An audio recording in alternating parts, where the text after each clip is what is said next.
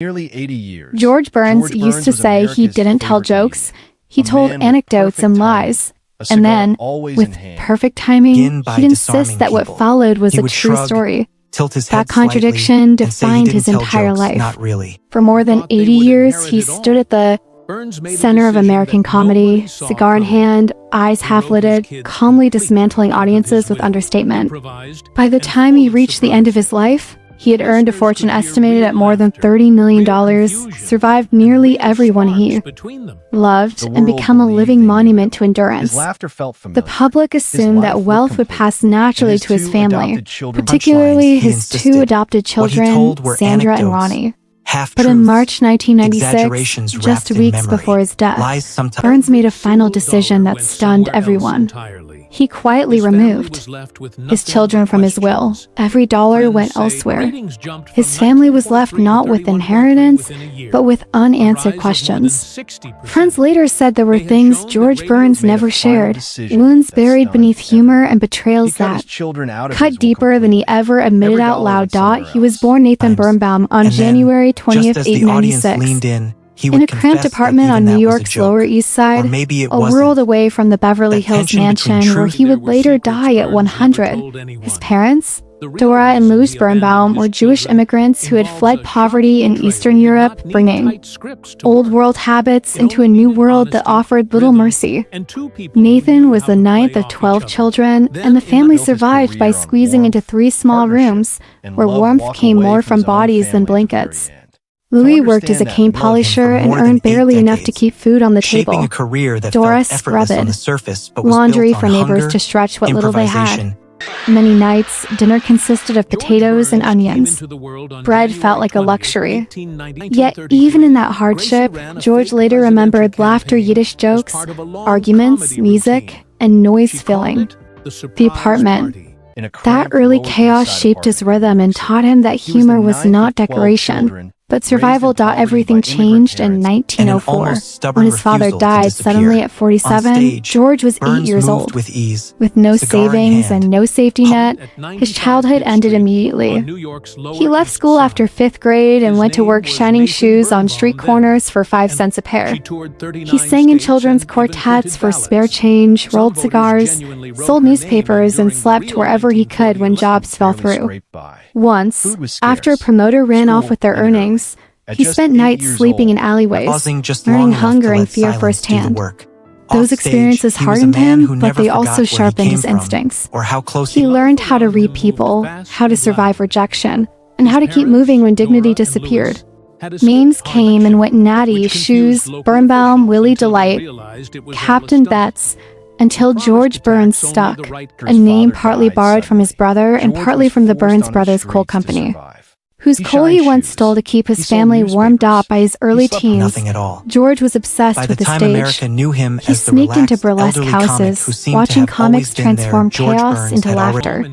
At 14, he nearly drowned trying to swim across the East River, a reckless act that scared him badly, but also convinced him that life was meant to be risked. In 1910, he ran away from home and joined a traveling stock company, only to freeze during his first paid performance and get booed off stage as pennies rained down. He later said that humiliation was the best education he ever received.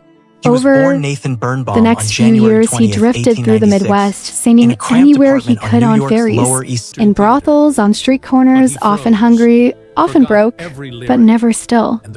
When World War I came, he was rejected by the Navy for being too short, so he disguised himself as a woman named Barbara and slipped onto troop ships with entertainers, singing for soldiers while hoping not to be discovered. Reinvention saved him again and again. By the early 1920s, Burns had learned one critical truth: he needed a partner. That partner arrived in 1923 when he met Gracie Allen, a sharp, soft-spoken Irish-American performer whose family act had collapsed.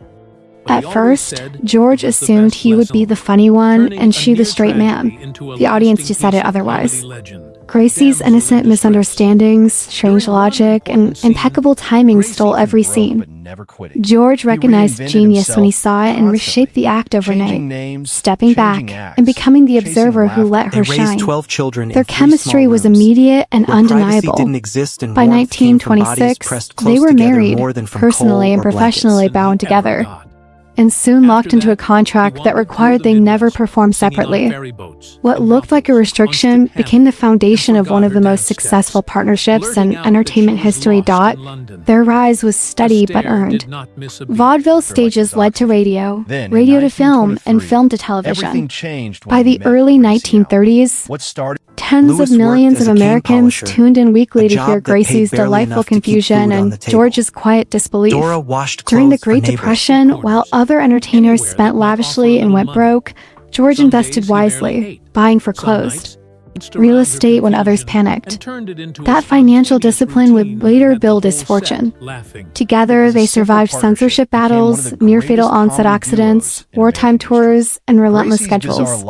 Behind the scenes, George wrote most of the material, but he always insisted Gracie was the star.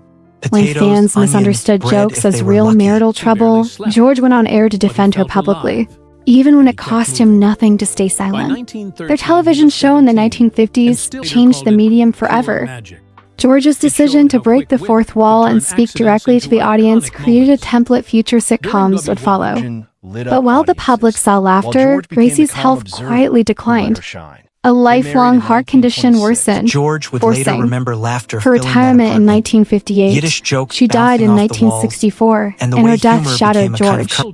For years, he left an empty chair on stage and spoke to it during performances, telling audiences Gracie was just offstage. He never remarried. He never stopped missing her. What surprised everyone, including himself, was that George Burns' career didn't end with Gracie's death.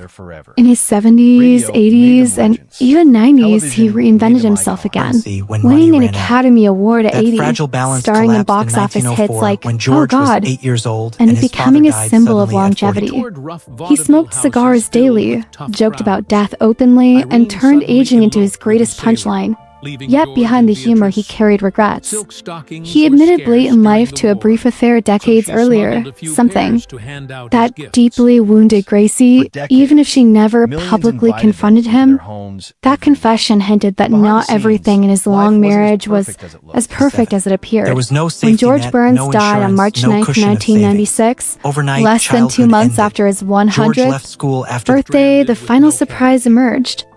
His estate, worth more than $30 million, was left entirely to charities, including Cedars-Sinai Medical Center, the United Jewish Fund, and the Motion Picture Fund. His children received nothing.